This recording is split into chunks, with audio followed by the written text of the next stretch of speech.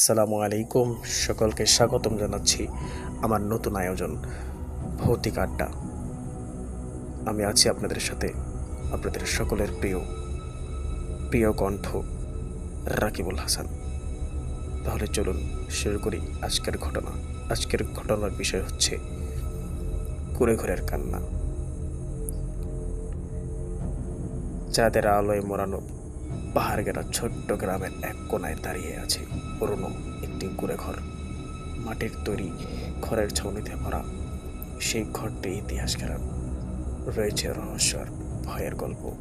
গ্রামের মানুষ বলে প্রতি মূর্তি মায়ে ঘরের ভেতর থেকে এক নারীর কান্নার শব্দ শোনা যায়।